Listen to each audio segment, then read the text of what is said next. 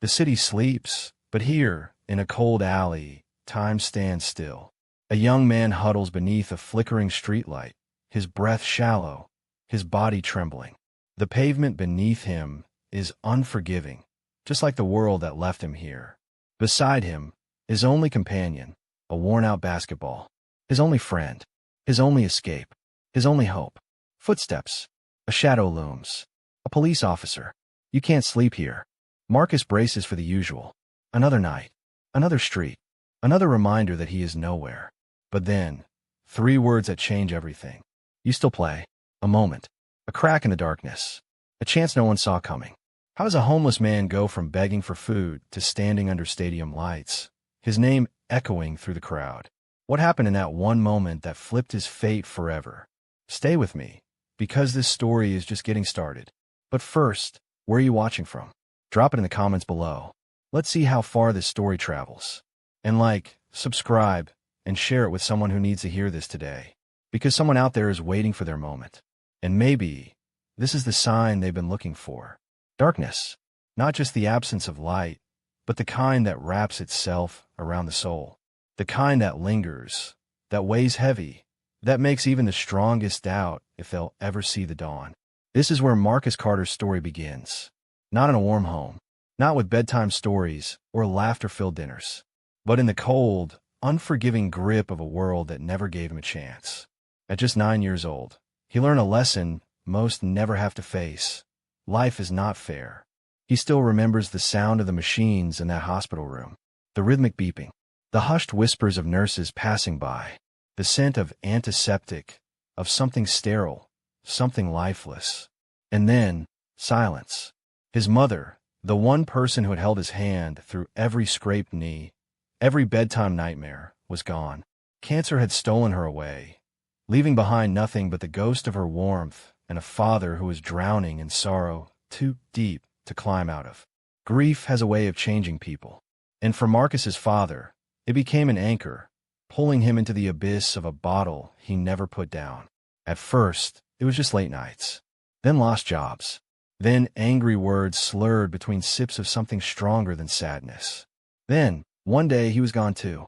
Not in the way Marcus's mother had been. Not taken by illness, but by something just as ruthless. Neglect. Abandonment. By 14, Marcus wasn't just alone. He was invisible. No one noticed the boy sleeping on bus benches, the kid lingering outside diners, hoping someone would leave a meal unfinished. No one cared about the teenager sneaking into school gyms just to escape the winter's bite, or the one who learned to stop expecting kindness because kindness had long forgotten him. He carried everything he owned in a torn backpack, clothes too small, a blanket too thin, and a single photo of his mother, the edges worn soft from the countless nights he had clung to it, whispering apologies for not being strong enough to save her. Every night, as he lay on concrete too hard to be a bed, beneath skies that never promised a tomorrow, the same question echoed in his mind. Will I wake up tomorrow? Some nights, he wasn't sure he wanted to. But somewhere, buried beneath the hunger, the exhaustion, the relentless ache of loneliness, there was something else. A fire. A flicker of something small, but unbreakable. A dream that refused to die. And though the world had done everything it could to extinguish him, to erase him, Marcus Carter wasn't finished. Not yet. He had no idea that life was about to change in a way he never imagined. And neither did the world. The night is unforgiving. Rain pours down in thick sheets, the kind that soaks through clothes, through skin, down to the bone. The streets glisten under the dim glow of streetlights, reflecting the broken world Marcus Carter calls home. His stomach growls, a deep, twisting ache he's learned to ignore. His fingers are numb, his breath visible in the cold night air. But none of it matters. Because right now, in this moment, the only thing that exists is the ball beneath his hand. It's old, faded, the leather cracked, the air inside barely enough to keep its shape. But to Marcus, it's not just a ball. It's the only thing in this world that listens. The steady rhythm of dribbling echoes beneath the bridge where he's found shelter from the storm. Thump, thump, thump. A beat that drowns out the hunger, the loneliness, the memories he doesn't want to relive. He moves with precision. Sharp, fast, effortless. His body, though exhausted, still remembers. The way his mother used to watch him play. The way his father, before the darkness took him, once believed he could be something more. But those days are gone. Now it's just him. In the game. From the shadows, someone watches. An old man, standing just beyond the streetlight's reach. His coat is worn, his eyes sharp. He doesn't speak at first, just observes. Most would see a homeless kid messing around with a ball. But he sees something else. Something rare. Something undeniable. Marcus doesn't notice him at first. He's too lost in the motion, in the one thing that still makes sense. But then, kid. Marcus stops. The ball rolls to his feet. He tenses. Experience has taught him that when strangers approach, it's never good. He expects the usual. Move along. Get lost. You don't belong here. But instead, the man steps forward, tilts his head, and says something that makes Marcus's pulse quicken. Where'd you learn to move like that? Marcus doesn't answer. He just stares, gripping the ball a little tighter. The old man doesn't push. He just nods, as if he already knows. You play. Marcus swallows. He wants to say yes. He wants to say it's the only thing I know how to do. But the truth tastes bitter on his tongue. What does it matter? Talent means nothing when you have nowhere to sleep at night. Talent means nothing when the world has already decided you don't matter. But the man doesn't look at him like he's invisible. He looks at him like he sees him. A moment of silence stretches between them, broken only by the distant sound of rain hitting pavement. Then, the old man steps closer, voice steady. You have two choices, kid. Keep running, or step onto the court. Marcus blinks. The words hit harder than he expects. Keep running. It's what he's been doing his whole life. Running from pain, from memories, from a past that has done nothing but break him. But the court? That's different. The court is where he belongs. Where, for a few fleeting moments, he isn't a homeless kid. He isn't a mistake. He's a player. He hesitates, searching the man's face for the catch, for the lie. But there's nothing there. Just patience. Just truth. His fingers tighten around the ball. His heart pounds. He has nothing to lose, and everything to gain. So for the first time in a long, long time, Marcus Carter makes a choice. And it's the choice that changes everything. The gym smelled of sweat and rubber. The sound of sneakers screeching against the polished hardwood filled the air. A whistle blew in the distance. But for Marcus Carter, the only thing that existed was pain. Every muscle burned. His lungs felt like they were on fire. His arms trembled from endless push-ups. His legs screamed with every sprint down the court. Coach Dalton was relentless. Again, Marcus gritted his teeth. His body wanted to collapse, to surrender to the ache. But surrender wasn't an option. Not for a kid like him. Not for someone who had fought for every scrap, every second chance, every breath. The ball hit the floor with a sharp thud as he drove forward, his feet barely keeping up. But no matter how fast he moved, no matter how hard he trained, something always lurked in the background. Doubt. It came in whispers. He's not one of us. Street kid. Probably won't last a week. Why waste time on someone who doesn't even have a home? His teammates didn't trust him. His opponents didn't respect him. And the scouts? The ones who held the keys to his future? They barely noticed him. Every rejection hit like a fist to the gut. Coaches would shake their heads. Not the right fit. Schools would ignore his applications. We've already filled the roster. Teammates would roll their eyes. He won't make it past tryouts. No matter how hard he worked, it never seemed to be enough. And then, the accident. One wrong step. One bad fall. A sharp pain shot through his leg. The sound of something tearing. The moment his body hit the ground, he knew. Silence filled the gym. Marcus clutched his knee, his vision blurred with pain. He tried to get up, to shake it off, but his leg wouldn't hold his weight. Coach Dalton rushed to his side. Teammates stared, some with concern, others with pity. But Marcus didn't need their pity. He needed his legs to work. He needed to move. But he couldn't. The hospital room was quiet. Too quiet. The kind of silence that only carried bad news. The doctor's words were measured, careful, but they cut deeper than any insult ever had. You tore your ACL, son. It's a serious injury. You'll need surgery. Marcus barely heard the rest. The timeline. The recovery. The odds. All he heard was the one sentence that sent ice through his veins. You may never play again. The words echoed in his mind long after the doctor left the room. He stared at the ceiling, numb. After everything, the fights, the hunger, the nights spent sleeping on cold pavement, he had fought his way here, and now it was slipping away. For the first time in his life, Marcus Carter started to believe what they said about him. That maybe he wasn't good enough. That maybe the world had been right to forget about him. That maybe the dream was over.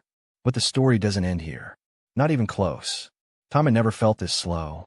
Days bled into nights, and nights stretched into something endless. Pain had become his closest companion. Doubt whispered in his ear like an old friend. Marcus Carter had never known patience. Life on the streets never allowed it. But now he had no choice. Rehab was torture. Every morning, he woke up to the same fight, the same aching stiffness, the same questions gnawing at his mind. Will my knee hold? Will I ever be as fast, as strong? At first, he fell more than he stood. The exercises were simple: bend, stretch, step. But to Marcus, they were battles. Every motion was a war against his own body, a reminder of what he had lost, and maybe what he would never get back. He could still hear the doctor's voice in his head. You may never play again. It played on repeat, over and over, until it didn't sound like a warning anymore. It sounded like truth. Coach Dalton stayed by his side, watching, waiting. But there was only so much he could do. Because this fight was Marcus's alone. And just when he thought the world had nothing left to take from him, a letter arrived. A single envelope. No fanfare. No grand announcement. Just one piece of paper that held everything inside of it. Marcus hesitated before opening it, his hands trembling. He had learned long ago that hope was dangerous, that expecting good things only led to disappointment. But when his eyes scanned the words, his breath caught in his throat. You have been invited to compete in the city tournament. A chance. A real, undeniable, once-in-a-lifetime chance. For months, he had dreamed of stepping back onto the court. Now, the moment was here. But dreams always come with a price. Because standing in his way was him, the #1 ranked high school player in the country, a future NBA star, a nightmare in human form, Tyrone the Titan Lawson, a player so dominant, so untouchable, that people whispered his name like a legend. He had it all: the height, the skill, the sponsorships, the future already carved out for him. And Marcus?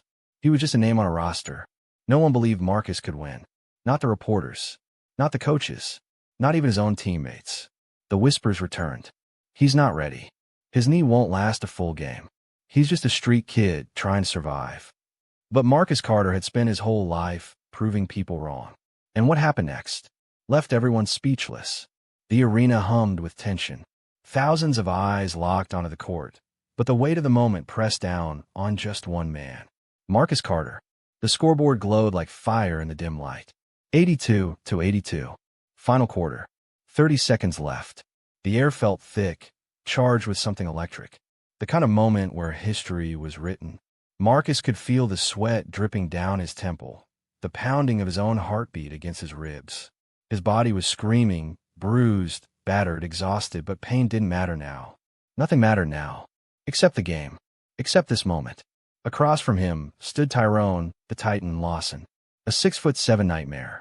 A player so dominant, so ruthless, that he crushed teams before the final whistle. But Marcus wasn't just up against Tyrone. He was up against every doubt, every rejection, every night spent sleeping on cold concrete. He was up against his past. This was it. The possession that would decide everything. Coach Dalton's voice cut through the chaos. Take the shot, kid. Take what's yours. The ball was inbound. Marcus caught it. 20 seconds on the clock. Tyrone was on him instantly. A shadow. A wall. Every step Marcus took, he was there. The crowd roared. A blur of flashing cameras. The smell of polished wood and adrenaline thick in the air. He dribbled left. Tyrone followed. He faked right. Tyrone didn't bite. The seconds bled away. 15, 14, 13. Marcus drove forward. A hard step. A crossover. He pushed off his right foot, the same knee that was never supposed to hold his weight again. The pain was there, but so was the fire. He spun. Tyrone lunged. A fraction of space. Enough. Marcus rose, the world slowing around him. His fingertips felt the ridges of the ball as he released it. The buzzer screamed. The ball flew. Everything stopped. For a moment, there was nothing. No sound. No movement. Just the ball. spinning through the air, carrying everything with it. And then, the net snapped. Silence. For a single breath, no one moved. No one spoke. And then, the arena exploded. A roar so deafening it shook the rafters. Bodies surged to their feet. Hands grabbed at their heads in disbelief. Marcus Carter had just beaten the best player in the country. And in that moment, he wasn't just a street kid. He wasn't just a forgotten name. He was something more. What happened that night wasn't just a win. It was the moment the world would never forget. The echoes of that final shot still rang in Marcus Carter's ears. The cheers, the disbelief, the sound of his name being shouted from every corner of the arena. But what happened after? No one could have predicted. He didn't just win a game that night. He won his future. The moment he stepped off that court, his entire world shifted. First, it was a college recruiter, eyes wide, voice urgent. "Kid, we need to talk." Then, an NBA scout. "Where have you been hiding?" And then, the impossible. The phone rang. An invitation. A draft meeting. A chance at something greater than survival. For years, Marcus had fought just to make it to the next day. Now, he was fighting for history. The night of the NBA draft, he stood backstage, hands clenched into fists, heart hammering. Cameras flashed. Voices murmured. Names were called one by one. He had spent his entire life unseen, unnoticed, unwanted. And now, the entire world was watching. Then, with the next pick in the NBA draft, his name, Marcus Carter, the room erupted. The applause, the cameras, the moment that felt too big, too surreal, too impossible to be real. He walked onto that stage, the lights blinding, the weight of everything he had ever been pressing down on his chest. And then, as he stood there, in front of millions, he closed his eyes and whispered, "Mom, I made it." Tears burned his eyes, not from sadness, but from something he had never truly felt before. Pure happiness, from homeless to history. And now, the world would never forget the name Marcus Carter. The roar of the crowd fades. The echoes of Marcus Carter's journey settle into silence. But his story is just beginning. Because this was never just about basketball.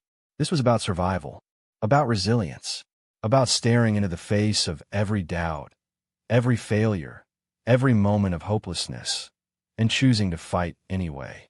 It's about never giving up, even when the world turns its back on you. It's about chasing your dream, even when it feels impossible.